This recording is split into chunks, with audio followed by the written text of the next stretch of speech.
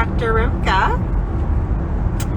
I'll give a little bit of time. I was talking about fat this week and kind of all the benefits of animal fat and the dangers of seed oil fats. All right, people are coming on. And I normally, I would have liked to have done like an educational live with the whole chart this week, y'all. But my week, I was very busy. A lot of patients and some other appointments, and I just couldn't work it out. And so I'm here now. And I talked with Carnivore Yogi today. Sarah was at my house real quick, and she had to do something, and I said, oh yeah, I gotta do it too. And I was like, I'll just do it in the car. So I have a long drive out to nature, so I'm going up to the mountains. I have a little cabin.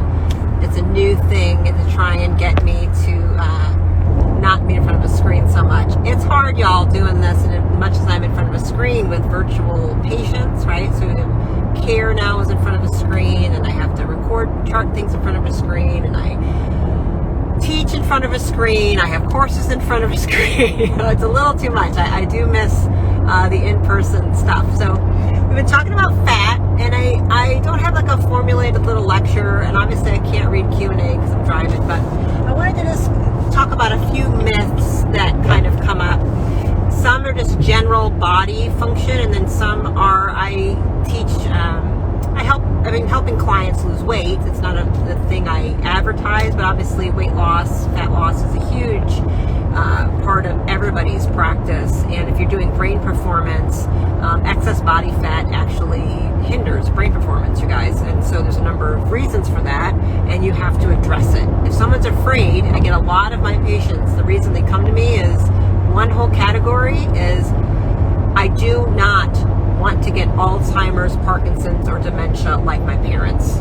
I'm deathly afraid of this. I'll do anything. Well, almost always the number one thing I'm going to go after is looking at their fasting glucose and their fasting insulin. I'm going to look at what insulin is like in the body, how long they've dealt with anything like this. Are they diabetic? Are they pre-diabetic? What are those numbers like? Because Alzheimer's is described as type 3 diabetes. It is diabetes of the brain, just like acne is diabetes of the skin. So when you deal with blood sugar and insulin, you end up having to, that is tied into fat storage and fat loss. So fat loss and losing belly fat in particular and things like that become kind of a mainstay in practice always. So I deal with a lot of children with special needs, and usually the special needs parents have a little bit extra weight compared to their counterparts because they're aging faster, because they're under tremendous stress. A special needs parent does have more stress, and clinical studies have shown, the research has shown, they're aging faster. Their telomere studies have been done. That is a chronic stress that they can't escape, and we have to do more to help them. So that usually puts a woman, when her brain is overwhelmed and that much stress and so much fight or flight, she's going to pack on a little bit more weight. She's more efficient as a primal survival mechanism. It's a good thing.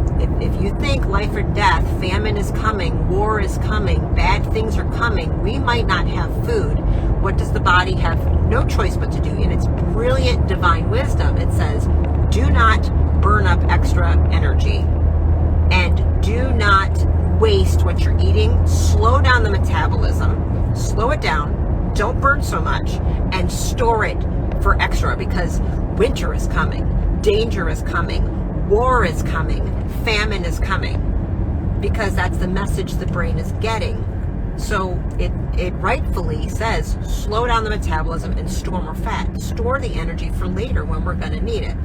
So if you're under chronic stress, which I deal with a lot of those moms, I got to deal with, and they're like, I got this 15 pounds, I can't lose it, blah, blah, blah, blah, blah. And I have to explain stress management and cortisol in addition to glucose and insulin, and why the wine is giving you one feeling, because it's activating the GABA receptors in your brain, but it's also spiking your glucose and spiking your insulin and making you fat, especially around your belly, because it's also converting your testosterone into estrogen, which is making you more belly fat, and it's also lowering your growth hormone at night, which is is the thing that rips through your fat and packs on muscle, right? So there's like a whole process. So I teach a weight loss group, and it's like you can join up 30 days, 60 days, 90 days. Ooh, we're stopping on the freeway. And I teach a lot of different things about this, about hormones and how to regulate things. We talk glucose, we talk insulin. So let's go into some basics. One, the primary foundations of what I teach are, you're a human animal. You're not an asparagus or a broccoli, okay? You are a human animal, and a human animal is made of animal protein and animal fat. So your brain, 60 to 70%, I always go with 70%, is fat. Most of that is animal fat. Again, you're an animal. It's all animal fat. My bad. It's all animal fat. Of that animal fat, almost all of it is saturated. Saturated fat and cholesterol. What they keep telling you, those people, is bad for you.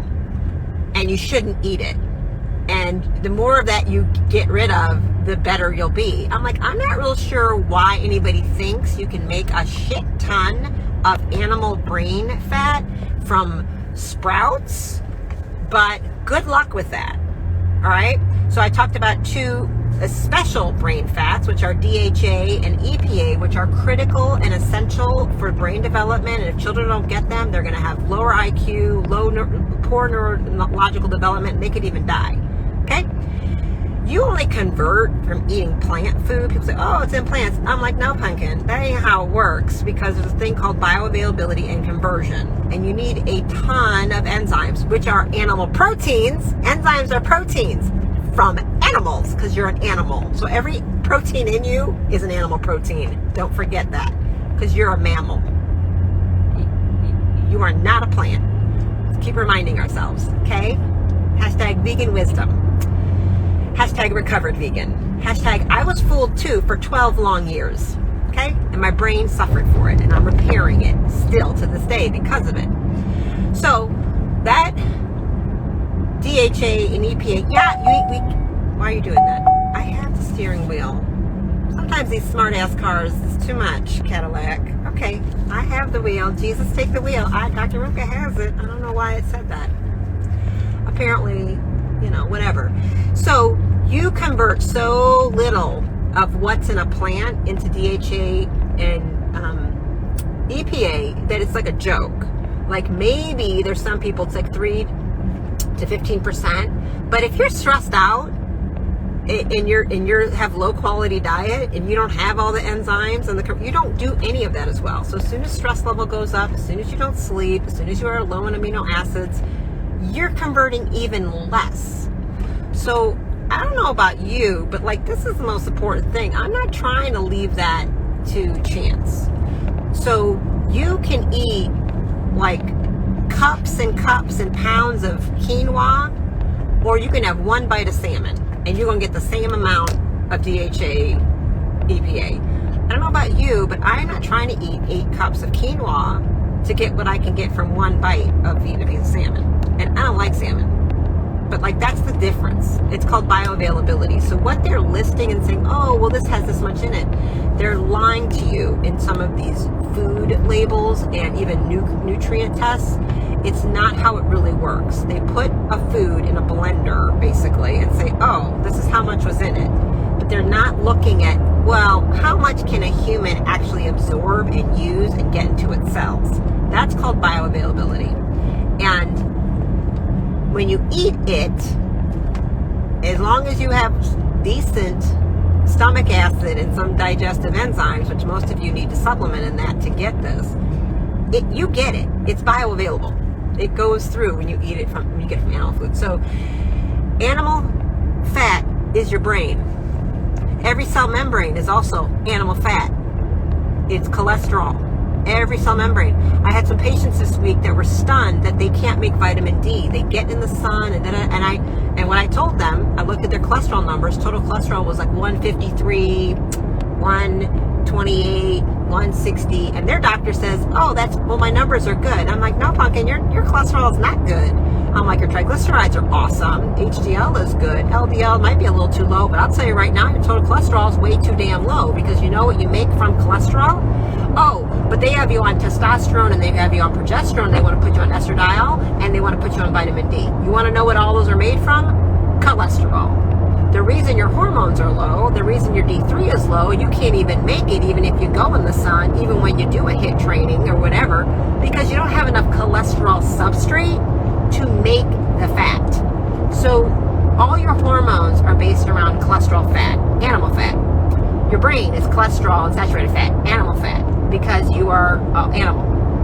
So you need to make sure, to me, my weight loss group, the primary basis of it is based around animal proteins, because I want to hit enough protein signals so you can build muscle, and I want enough there, and then it's an easy thing. We don't have to track, I don't track macros, I don't track that stuff with people initially. If I have to do some special ketogenic issues for epilepsy or brain cancer, I can do all that, but for most people, we don't have to do that. We just hit the protein goals so we have enough amino acids in the body to build muscle, to build bone, to make enzymes, to make everything. And inside, how do you know something's a high quality protein?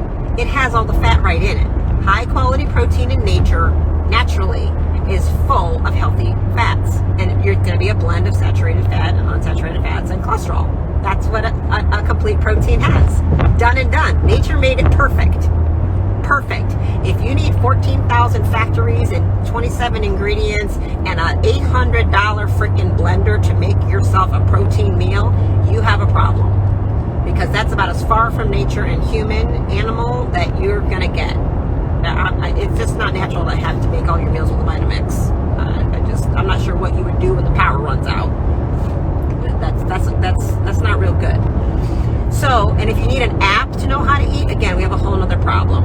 So I am taking people back a little bit more primal and basic. So the fat then is right in the food, and we don't need to add all this extra crazy fat. So one, we want to make sure we have good fats in there, which are natural animal fats. Done and done. These processed seed oil fats are your danger fats. So I think people say healthy fats and unhealthy fats, and I think the reality is many people think a healthy fat is a seed fat. Everybody thinks it's like, oh, olive oil and avocado oil. That's what they go to. And I get emails from all these doctors, and that's what they say. I'm not going to bash on avocado and olive oil, but I want you to understand coconut oil. Those are potential exceptions, but they are still highly processed. That is highly processed. If you are out in nature, any tribal, primal, wilderness type civilization, they are not sitting around and pressing avocado oils to drink this coconut oil. Nobody does that. Now, there's a little bit that happened with some coconuts, but that's a real new thing. So just start thinking to nature. Just start thinking, what are people in the wilderness, and I don't want to say even primitive, like wilderness surviving people that aren't surrounded by electricity, don't have central air, don't use light bulbs. How do they eat? Because none of those people are sick, by the way. There's no obesity, nobody's fat, nobody has cancer, nobody has diabetes, and nobody has heart disease. All the big killers. Nobody has COVID, by the way, either. So, what the hell are they doing? Well, they're not eating avocado oil, olive oil, or coconut oil. I'll tell you that right now. Nobody is. So just like, let's do some like thinking of like, oh, what does it mean to be human and live on the planet? Like, what does it actually mean? How far from nature am I? How close to nature? So a healthy fat is an animal fat. Let's just start there. That's naturally in what it's in. Just eat the meat, and the fat is there.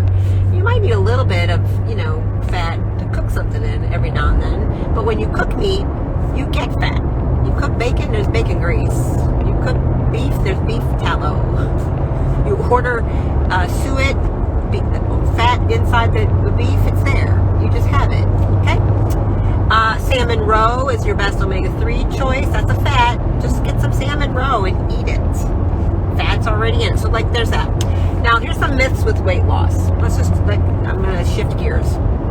So, anyway, you want to be thin, get thin. build up your animal protein. It has the animal fats in it. Avoid seed oils like the plague. That's sunflower oil, soybean oil, all of that. I'll do a caveat on the avocado and the olive oil and the coconut oil. I don't eat those, but there might be some that are okay. There might be some benefits. I say just eat a damn avocado or just eat some olives. You want some olive oil? Eat an olive. Eat 50 of them if you want. Okay? There's your olive oil. I just say keep it a little more simple. And don't pay a manufacturing plant more money for something that's not necessary. Okay, to lose weight, here's the thing. There are some myths around it. And here's some, let's come to Jesus truths we got to deal with. Calories in, calories out. Does that work? Well, yes and no. So if you're just doing calories in, calories out, that's nonsense. But do calories count? They do. I know it's horrible. Some people want to say, no, it doesn't matter at all. Oh, pumpkin, you can overeat on keto, you can overeat on paleo, you can overeat on carnivore, and you can get fatter or you can stay fatter. Okay? That just is the reality, right? So, calories in, calories out is stupid, but calories do kind of count. It does matter, okay? So I don't count calories, I don't teach counting calories, but I also have to know if someone's overeating. You can overeat. Now, overeating could happen for a number of reasons. We can have a real hormonal problem. You can have a real brain interpretation problem where your brain does not pick up leptin signals correctly anymore. So you don't feel full. You don't feel satiated. You are hungry and hungry all the time. There's actually some rare disorders where people have that and you have to like padlock the refrigerators. It's horrific. I can't imagine having that. But over time, if you've lived 10, 20, 30 years with high blood sugar and high insulin from eating a garbage diet, alcohol included, and you've had excess body weight, if you have been rocking 30% body fat or higher for years, decades, I guarantee you your brain is going to have some problems interpreting this hormone called leptin that tells you you're full and satisfied. So you're hungrier more than most people probably. You're like, oh, I don't know, I ate that. So you might be overeating. We don't know for sure. I run labs on that. I look at the history and see if that's a symptom you have. Let's run a lab. Let's find out. You're fasting leptin. Let's see if this is something we really need to really address. And it sucks. If you do, it sucks and we got to deal with it. So calories are going to matter. Yeah, you can overeat. Gender matters. Oh dear God. Women have got to stop comparing themselves to men. Sorry. And I'm so sick of everybody trying to think, oh, they're so lucky and we're so... I'm like, pumpkin, you can make babies. I'm not going to sit around and think some man is advantage to me because he can stay thinner than me. That's his damn job. He is supposed to be 5% body fat and lift heavy things. I am designed to procreate life upon the planet and feed it fundamentally myself. I need more body fat. I am extra. I ovulate. I produce eggs and shed my lining and make babies. That is pure magic. I'm not going to be ashamed or any of that or think, oh, lucky him. Lucky him? I'm lucky. Women are lucky. You're supposed to be fatter. Get over it. All right? We retain fat more. It's a blessing. It's divine. All right? But we're different. You are not going to drop weight as fast as a man. Now, age matters. It is what it is, pumpkin. It is what it is. You can do things at 16 that you cannot do at 60. That is just how it is. And this starts to happen more around 40, faux show. It's like, ooh, a little bit of change happens. Now about 48 to 55, it really kicks in. That's definitely for women. Men, there's a little bit of that too. It's like, oh, wow, I can't do the same thing. No, pumpkin, you can't. There are changes in metabolism based upon your hormones, and women, because we ovulate and spring forth life upon the earth and make breast milk and all of that jazz, ours is extra. So we have much more a bit of a cycle to deal with. We have the normal 24-hour circadian cycle, and then we have a monthly hormonal cycle. Like, it's complicated and beautiful and divine. And stop talking about it like it's a bad thing. It's a superpower, all right? But we want to retain fat more. We're more sensitive to crisis. We're more sensitive to that because the body is like, you remember, you're a primal animal, and it's like, well, if it looks dangerous, he can drop a bunch of weight. What difference does it make? He doesn't have to get pregnant. We do. And if we can't sustain that, the body will be like, okay, we're going to shut things down. We can't become fertile, hold on to fat, change the hormonal signals. Things are not well. We've got to change everything for this woman to survive. And primarily, we got to protect the eggs. We got to protect the ovaries and the genetics that to be passed on so she can keep living forever, basically, through offspring. Okay? That's a real thing. So age matters. Yeah. That's why I don't like, when husbands and wives or whatever, they want to fast or diet together. I'm like, oh man, we got to understand we have to have totally different expectations. Like, just know that. Some other little myths. Oh, so the longer you've been over fat, right? Just the longer that is, it's going to be dramatically different for how you lose weight compared to somebody who just recently gained. So somebody who's gained COVID-15, okay? Like, they haven't rocked up extra weight for a long time, and they've had it for 6 months. They have 15 pounds. You have 50 pounds. And you've had that extra 50 pounds for 10 years. Oh, it's not going to be the same. Not at all. Because their biological set point and their metabolic set point is different than yours. There's going to be more trickery that has to go on to get your body to change. It's going to be harder for the person who's had 50 pounds or 100 pounds for a really long time to lose it and maintain it. And you'll probably have to eat less food. Like, there are real things that go into this, into the leptin and the insulin sensitivity and the basal metabolic rate.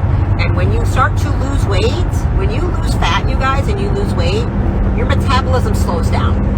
This is normal. This is what it is. And so you're going to find you're going to eat less, and you're going to need to eat less. And if you go back to doing what you did, it's not going to work out well for you. And that's why people rebound. So, and there are genetic components to weight, to how your body responds to insulin and fat. So insulin is the fat storage hormone. I should have said that sooner if I didn't say it. So insulin tells your body to store fat, save energy for later. So you want it to be low. But just having low insulin by going low carb or keto isn't just going to automatically guarantee you're going to lose a bunch of fat. It means, oh, okay, cool. We don't need to store fat like crazy. And now we're able, like, the signal to burn fat is there, but you might not actually be able to for some other reasons. And that needs to maybe be addressed sometimes with one-on-one clinical things, appointments with labs. So if you've had this weight loss resistance,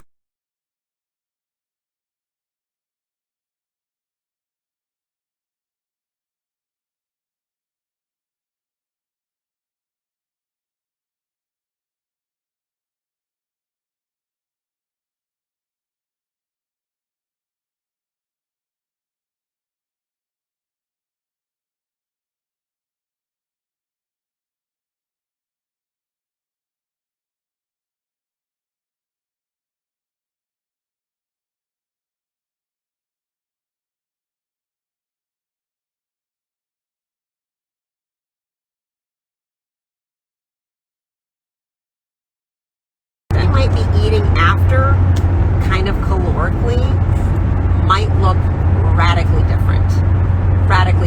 And you've got to be okay with accepting that and not getting caught in comparison and thinking something's fair or not fair. And in the genetic things, I mean, I'm Southeast Asian, Indian, right? Here's the reality. Like, there are differences. Southeast Asians, when I found this out, I was like kind of stunned that it explained my mom to me. So Indians, and people, all over there, they don't get like real fat usually. Like, you're kind of, and so you get like slightly fat and you're suddenly diabetic. And my mom gained a little bit of weight with menopause and became diabetic. And she was pissed off because she had a lot of white friends, a lot of blonde hair, blue-eyed, white, European, Caucasian descent, all that, like Norway and all those people. And they were obese for decades. And none of these really fat women that she was friends with had diabetes. And she's like, how in hell do I gain 20 pounds and I had diabetes? She was pissed. I mean, she was hateful about it. And she couldn't understand, like, why we had to, I don't care, Mom, you guys stop eating oatmeal and all that toast and all this stuff. Well, it turns out because Southeast Asians are very, very sensitive. The fat cells are different. Fat cells on Southeast Asians, on Indians, black people, white people, where you come from, the fat cells actually respond differently. It's true. I mean, it's fascinating. Like they have genetic information about how fat they want to get, about how big they want to get, and how quickly the insulin resistance happens, and how quickly metabolic disorders happen, and what you can get away with eating and what you can't get away with eating and how long. Fascinating, right? So in general, kind of those white people tend to get real big. The fat cells can get real big before they become kind of resistant. They're like, okay, maybe, I don't know the total story, but probably just looking at temperature, what they eat in those regions makes a difference. But over there, they can't handle it. My grandfather was diabetic. He wasn't huge, just a little bit of belly because he came to America, was eating some of the stuff. So they've increased a lot of seed oils. What happens over in Southeast Asia, everything's fried in seed oils now. They're not using animal fats anymore, right? Because it's supposed to be bad for you. And now they're all getting metabolic disorders through the roof. So metabolic disorders in that region of the world is horrific. And it made a lot of sense when I kind of explained to my mom recently, like, Mommy, there's a reason for it. Like, our people, we just can't afford to gain any weight. We can't afford to let our blood glucose and our insulin start spiking at all, because we're going to become, metabolic disorders are going to happen fast. So it's why we can be kind of thin and like still be diabetic. And then you can have somebody next to you who has 100 pounds overweight, who's blonde hair, blue-eyed Viking, and you're like, how can you still don't? How is it possible? You look like that, don't have diabetes. How is your A1C still 5.3, 5.2? That's crazy. But there's genetic differences. So there's genetic differences on how quickly your fat cells will fill up and how quickly they will dump.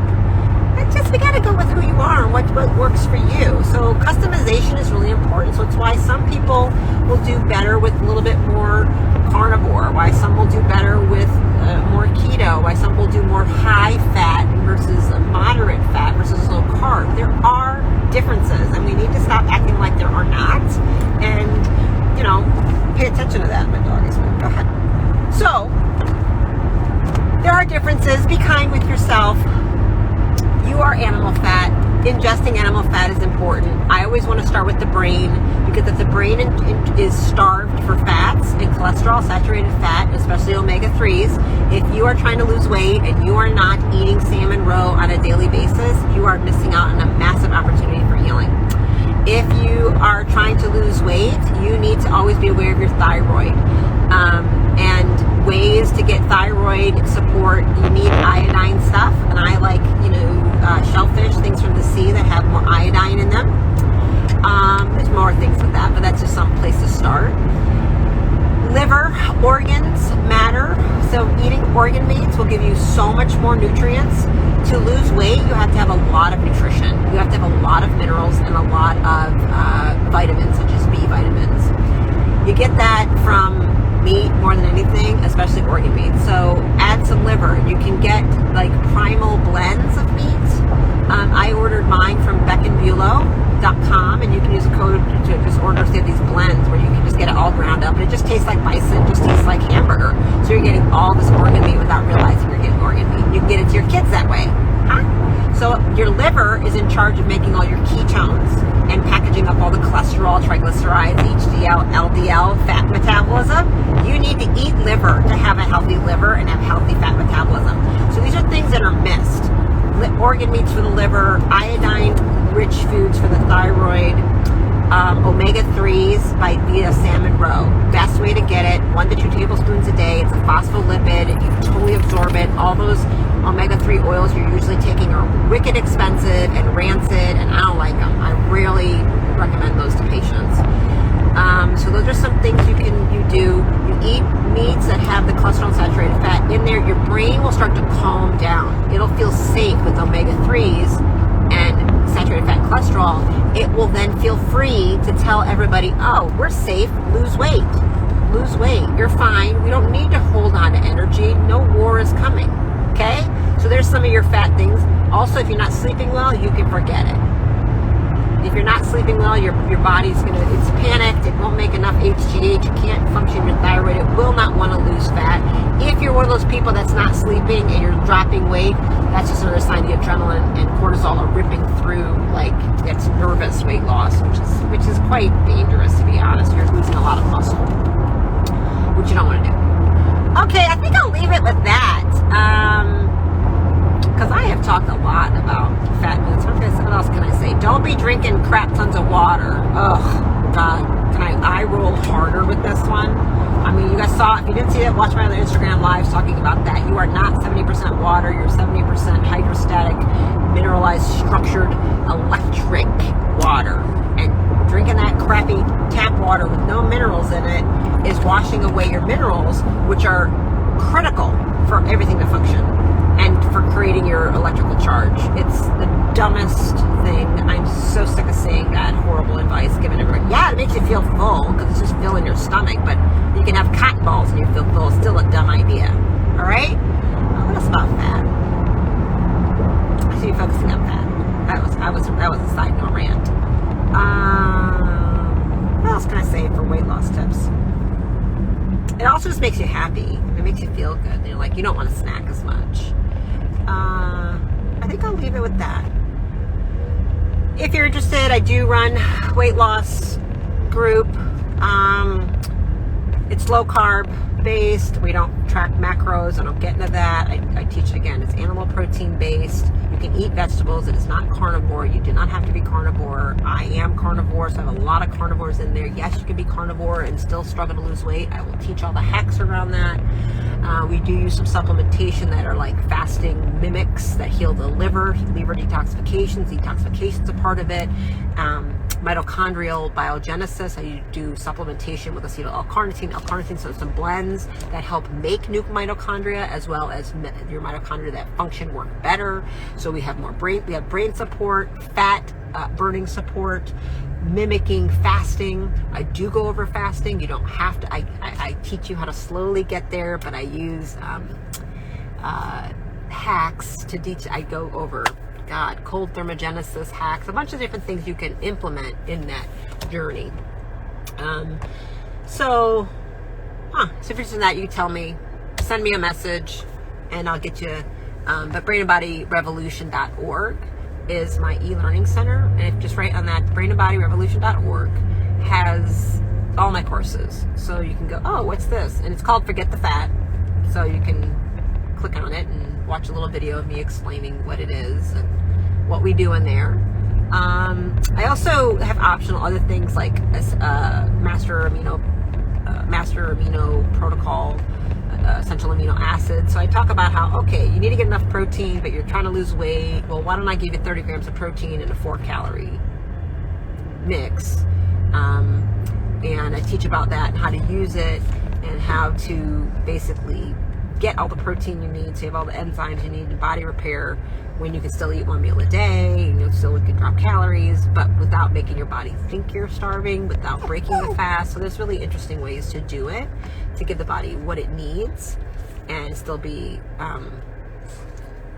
eating less calories. You need to burn more calories than you eat, y'all. I mean, that's just how it works, right? You have to burn somehow more than you're taking in a day. So we talk about all those things in there if you're interested. Okay, I'm gonna go now because that's about enough for today. Eat to live, not to live to eat. Yeah, that's a nice thing to say. King Blake saying you're probably a man,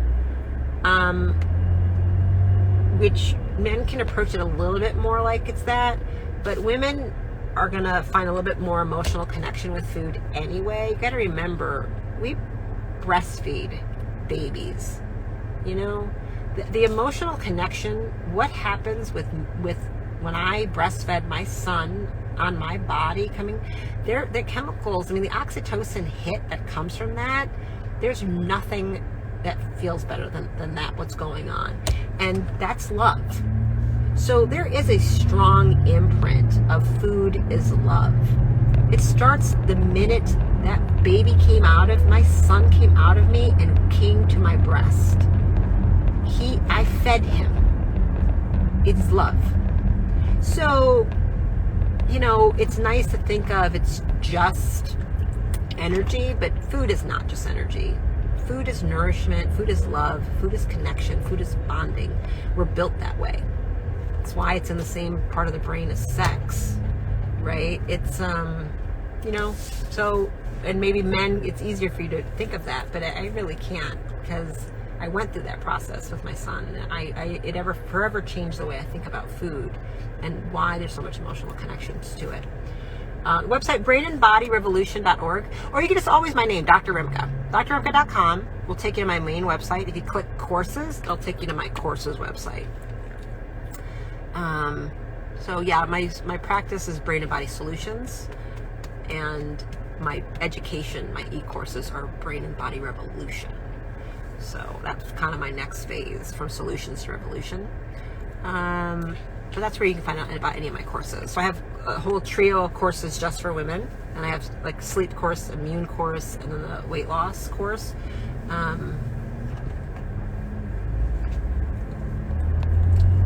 You're Sarah. I'm Sarah. I don't know. I can't read that. I gotta stop reading because I was at a red light and we're really bad traffic, so I'm not really moving. Welcome to Atlanta, where we just have a lot of traffic. So but I love like talking when I'm driving. What is dehydration? What is happening in the body? You're losing charge by losing too many minerals. So at the end, at the core of everything, you're an electromagnetic being of light. What matters is how much charge can you produce? How much battery, right? Like, different batteries produce different charge. And when your phone is starting to die, it's ions, it's minerals that create this. So your kidneys are electromagnetic filters, and they're basically separating good water from bad water, dirty, polluted water from healthy water. It's got to get the poison, polluted, uncharged water out of you. Many of you are drinking disgusting, poisonous, unstructured, unmineralized water, and you're stressing your kidneys out even more, and it's got to just keep displacing more water, and then you're just leaching minerals out of your bones.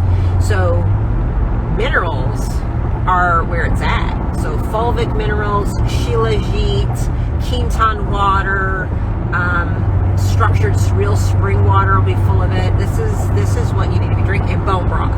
This is what you need to be drinking. That's going to keep remineralizing you, because you're looking about having positive and negative ions to create charge, and the charge is what's going to hold on to the water. That's where dehydration is happening, and then your battery is just, so drink high mineral water. I don't know what high mineral water is, Rochelle, actually. So I just say the perfect water is the water that's springing up out of the earth naturally, like what people drink. Humans, if you go to wilderness, they don't have a bunch of fancy stuff. They don't have a faucet. They're drinking water that's coming up out of a spring, totally clean and mineral, and it's circling and bubbling. It's called a vortex, a toroid. So you have a toroidal flow that's structuring the water. When I say structure, that's a physics term. There's a structured property of what goes on with the H2O. That is the life force that you need to be. The more structured your water, it's like called gel water, is, the healthier you're going to be. That comes from the spring, bubbling up with the tension and the toroidal force, and it grabs all these minerals from all the rocks in this way. So there's springs, and it's called fulvic minerals. They have them, and quinton water is made from plankton and protected, harvested. So that's from the sea. That's what I drink. I take fulvic minerals every day. I take quinton water every day. These are some products that I sell in my dispensaries, something like that, or you can reach out to us or get some help. Pookie, what are you growling about? What's he growling about? and if you just live near a spring, get the spring water. You can put it in glass jars and put it like in a cellar, and it's charged by the sunlight that puts charge into it, that puts more structure into it. Or it's coming down, cascading from a mountaintop, from the glaciers, the sun that's hitting the glacier caps, and it's melting. And it's falling down, bubbling, and making a vortex, a toroid, structuring it. And by the way, both of those are always going to be ice cold. Don't drink water at room temperature. I made that mistake. It's supposed to be cold. That's water, and the pH is pretty neutral. It's not alkaline. Don't drink alkaline water. It's stupid. It doesn't exist that way in nature. Nobody drinks it that way. Okay? Let's see. Yeah, Rochelle, so I sell a couple, I recommend like a couple filters. If you can't get any, just use a Berkey. But you gotta get the fluoride out. You gotta have poisons out of the water. First of all, there's poisons in it. It's not water anymore. It's poison. It's just a poison liquid. Yeah, you have to filter the water unless it's clean. So Berkey is what I use. Like my cabin has a Berkey. My house, I actually get local Georgia mountain spring water delivered, and then I just did a video on there. You can see what I do to my water. That I have crystals in my tank, and I put Quinton water in there, and I put Redmond's real salt, and I put actually Cellcore CT minerals, fulvic minerals, and when I put it in the glass, I always stir it, and that creates a vortex. I structure it. You can buy fancy machines, but whatever. I mean, I don't know if they really work, if they're ripping you off. So that's one way. And then at the cabin, because it's just smaller, I have a Berkey filter. They're on my website. I think I have a code for a 10% discount, but it's a little affiliate link. But you got to buy the fluoride filters. You got to get the fluoride out. If there's only two things that I know do this well for countertop filters: AquaTrue and Berkey. Berkey seems to be the better choice though, because it doesn't need electricity, and if electricity goes out, you can't process the water with the AquaTrue. But you got to buy the fluoride filter. Okay.